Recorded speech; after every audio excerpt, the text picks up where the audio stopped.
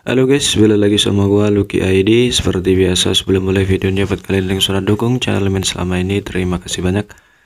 Buat kalian juga yang belum subscribe, silahkan di subscribe karena subscribe itu gratis, tidak bayar. Dan buat kalian juga yang sudah donasi, terima kasih banyak, semoga dilancarkan rezekinya, amin. Dan buat kalian juga yang baru mampir, jangan lupa nyalakan lonceng notifikasi agar tidak ketinggalan update video dari channel ini. Terima kasih dan selamat menonton. Coba kita bacain novel Martial Back chapter 5746. Di sini diceritakan tujuan Aula yang 5 memasuki tunggu semesta kali ini bukan untuk mencari peluang bagi dirinya sendiri. Dia berpikir bahwa jika memungkinkan, dia akan mengambil pil Open Heaven kualitas terbaik dan menyerahkannya kepada Yangke.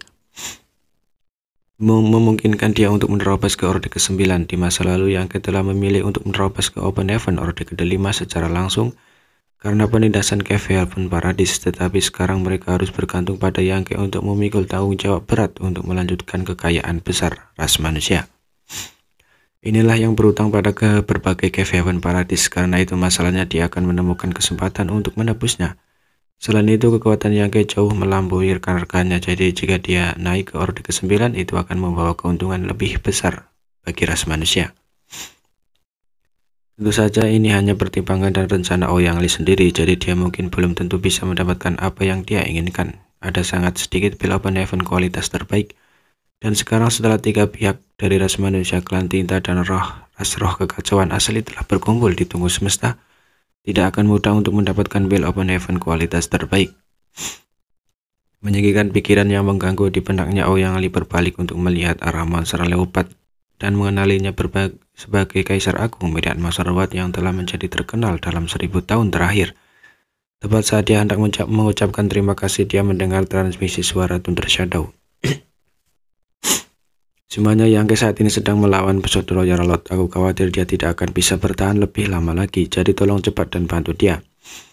Ekspresi Ouyang Li tiba-tiba menjadi serius. Di mana Yangke? Thunder Shadow berubah menjadi bayangan hitam dan terbang menuju 4 Master ras manusia Orde ke-8. Suaranya bergema di telinga mereka. Masukkan kemampuan ilahi saya akan membawa kamu ke sana. Bayangan hitam menyebar dan keempat sosok itu menghilang. Thunder Shadow mengaktifkan kemampuan ilahi bawaannya dan diam-diam bergegas menuju medan yang perang tempat Yangke dan Mengkue berada. Di medan perang, kondisi Yangke berangsur-angsur memburuk. Pada titik tertentu, dadanya telah runtuh dan sebagian besar sisik naga halus di tubuhnya telah hancur. Situasinya cukup genting.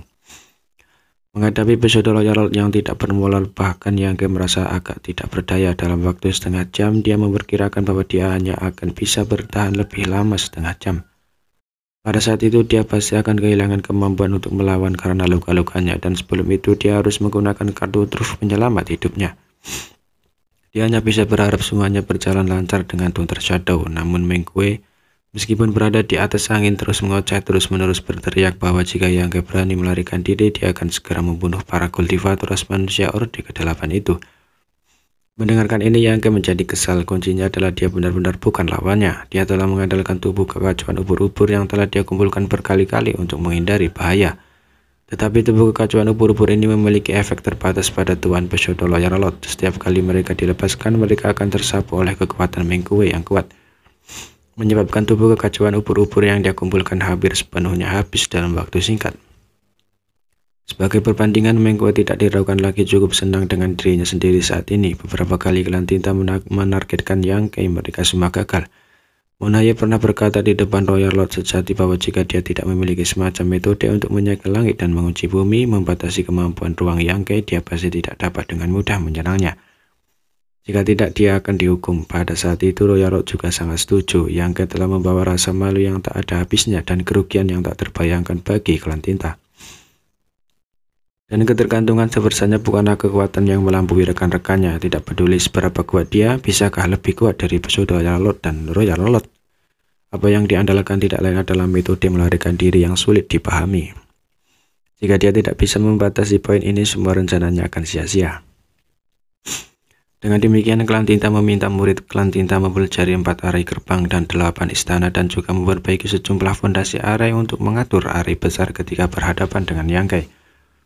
Tapi sekarang dia Mengkue telah memakukan Yangke sendirian ke tanah, tidak bergantung pada arai 4 gerbang dan 8 istana atau pembantu lainnya. Yang perlu dia lakukan hanyalah mengancamnya, metode yang begitu brilian dan efektif. Bagaimana bisa Monaye dibandingkan?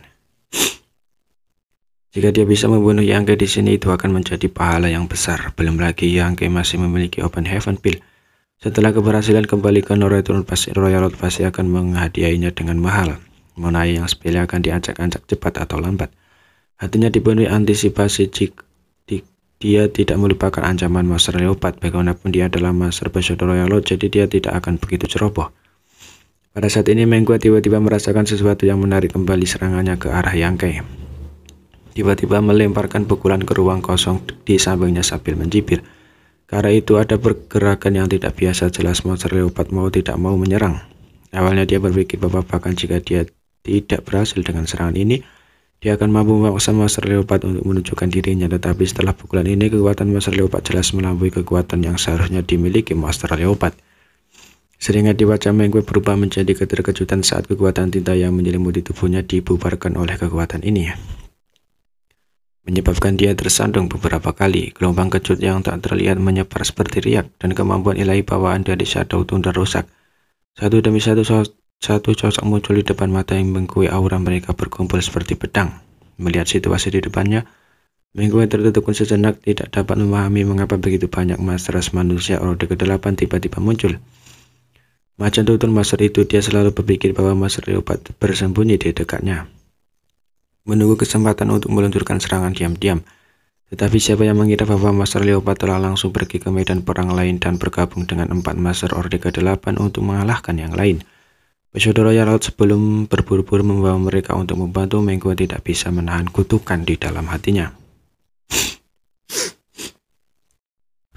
Tuan Bushido Royal Road yang dia kutuk di dalam hatinya sebenarnya adalah sampah yang tidak berguna, dipaksa kembali begitu cepat.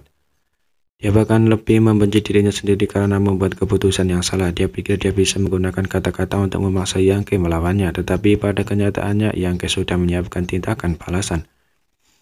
Pada saat itu dia seharusnya tidak mengejar Yangke, tetapi bekerja sama dengan Raja Semu yang tidak dikenal itu untuk berurusan dengan 4 Master Orde ke-8 ini.